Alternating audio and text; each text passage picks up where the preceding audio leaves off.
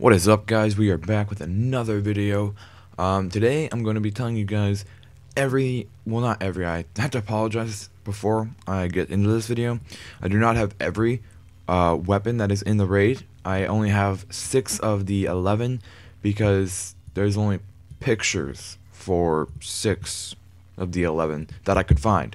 I will tell you all the weapons that are in it after I am through the video, just in case you want to Google search it to get more info on it, you can.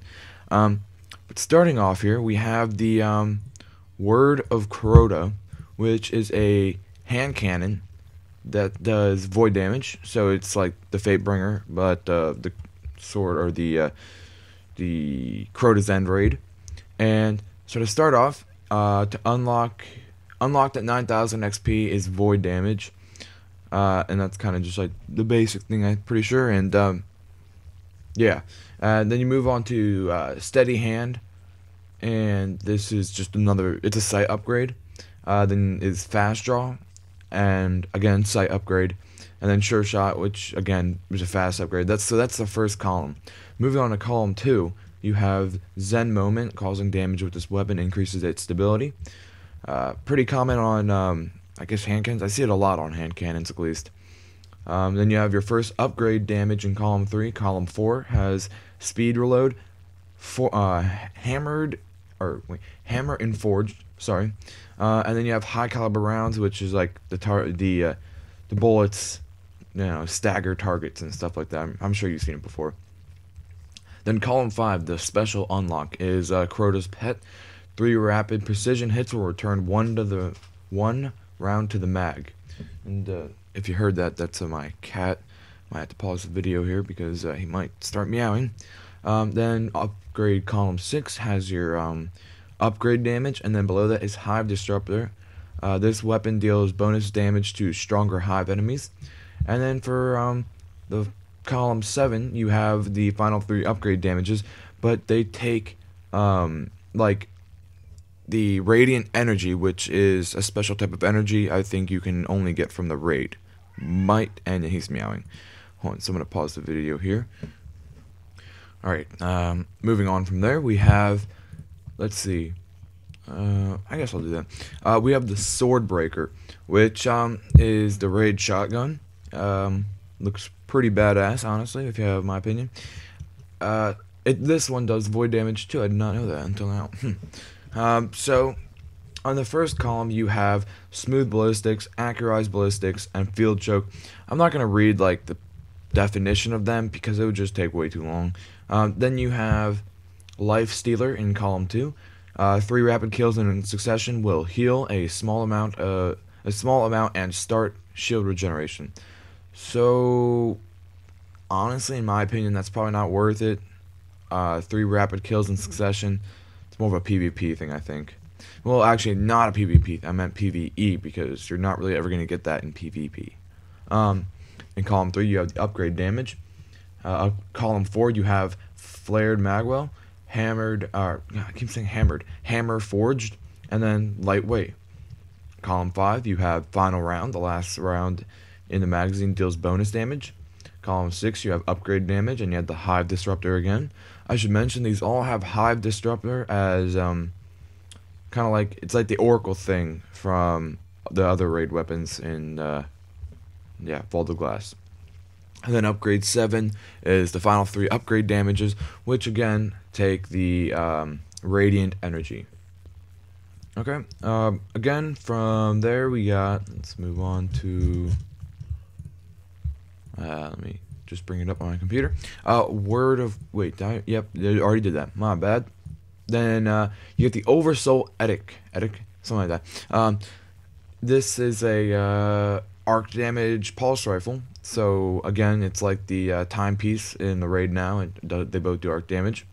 You have Steady Hand, then you go to Red Dot, and then you have another type of Red Dot, but they do different things to your gun stability and stuff. I'm not going to read them because, yeah. This weapon can be fired in full auto, so it is going to be a full automatic pulse rifle, meaning if you hold the trigger down, you just hold it down to fire. Then you have your first upgrade damage in column 3. Column 4, you have snapshot. Field Scout. Field Scout is amazing. I love Field Scout. And then fitted stock. Column. Wait, what was that? I think that's, yeah, 5. Dark Breaker, which projectiles will overpenetrate through Hive Knight Wall of Darkness. Hive Knight Wall of Darkness.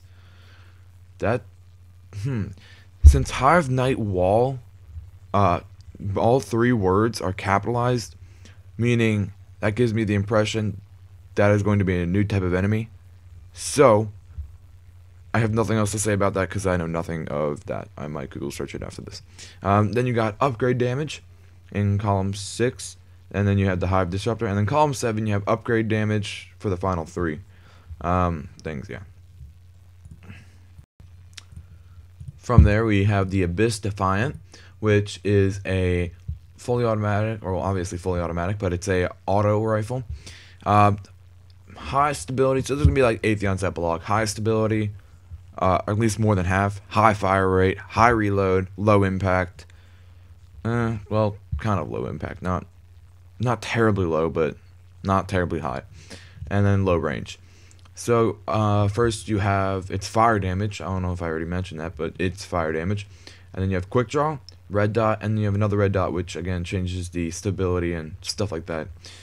You have hip fire. This weapon has bonus accuracy while firing from the hip, obviously, and but below that in column 2 you have focus fire. When zoomed in, this weapon fires slower but causes additional damage.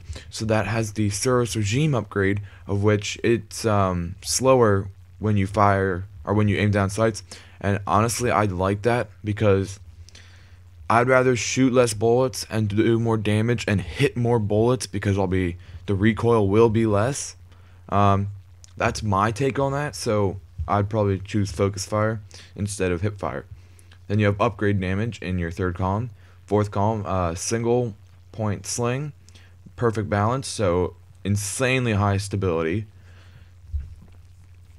Probably bring the stability up to at least 90 because it's at 60% right now. Then you have lightweight, and everyone pretty much knows what lightweight is. Then you have Lich Bane. Projectiles have a chance to disorient Hive Wizards. That sounds amazing because, alright, this thing is fire damage, meaning it's going to eat through their shield. And then you're going to disorient them possibly, and wizards can pretty much like not be much of a threat to people. That sounds like a really, really good upgrade. Then in column 6 you have the upgrade damage, Hive Disruptor. Column 7 you have the final 3 upgrade damages. From there we have the Light of the Abyss, which is a fusion rifle, and this does arc damage. I think the Praetorian foil in this raid does fire. I might be wrong about that, but so first you have quick draw, then you have red dot, and then you have a true sight. All different sights. Then you have hip fire, upgrade damage in column 3. Column 4 has skip rounds, enhanced battery, and speed reload. Then from there you in what is it? Column 5 is rangefinder. Aiming this weapon increases its effective range. I don't like that at all, actually, because yeah. So in column 2 you have hip fire, which makes you want to fire from the hip, but this one makes you want to aim down sights. I don't know, it counters each other out, and it's kind of annoying to me. That's just my opinion. Then column 6 you have upgrade damage, Hive Disruptor. Column 7 you have the final 3 upgrade damages. And is that? Nope, we got one more. And then finally, for at least the ones that I'm going to show you, is Hunger of Crota, which is a rocket launcher. This one does fire damage, so again, like the Heathen's Vengeance. So in column 1 you have soft launch, linear compensator, and then aggressive launch, which they all just change some stats.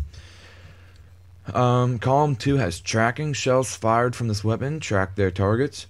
Column 3, upgrade damage. Column 4, this weapon can be drawn unbelievably fast. I don't know why I read that. Yep, you probably already know a quick. I don't know why.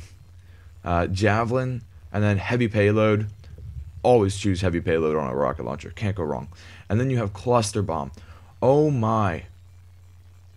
Okay, well, if you don't know, cluster bomb is something that's on typically dead orbit rocket launchers, I've noticed. I have 2 of them, and they are just my favorite rocket launchers by far. So this is pretty much going to be a Gallahorn, but it's little clusters. Like on the Gallahorn, there's little clusters that break off, track the target. This won't track the target, it'll just kind of shoot everywhere. But the initial rocket does. And so this is going to be a very, very good weapon. Then column 6 is upgrade damage and hive disruptor. And column 7 is the final 3 upgrade damages. Alright guys, that is it for the weapons I have pictures of, at least. So moving on to the weapons that we don't, or I'm not going to read the perks, I'm just going to read the name. We have Aldoni Alley, which is the auto rifle that you can get the Necrochasm. So I don't think you can actually get the Necrochasm from the raid here. Like you can't get, like you can get the thing needed to get to the Necrochasm, but you can't get the like the actual Necrochasm with yeah. So you have Aldoni Alley, which is a primary auto rifle. Then you have, no, I read that. Did I actually? No, I didn't get a thing for that. Oh well. Then you have the Fang of Yuti, which is a scout rifle that does fire damage. And yeah, that thing looks pretty badass, honestly. The stats are pretty high on it. You got the sword break. No, I read that. Whoops. You have Black Hammer, which is a sniper rifle that does fire damage. I should mention the Murmur is mentioned in here, so that tells me you can get the Murmur from the raid. And then you have Song of Yut, and yeah. So that's going to be pretty nice. The Song of Yut is a machine gun that does arc damage. Alright guys, that is it. Hope you liked it. Don't forget to like, comment, and subscribe. And you know, if you want to give this video a share, it helps my channel grow. And you know, that's about it. Until next time guys, see you then. Peace.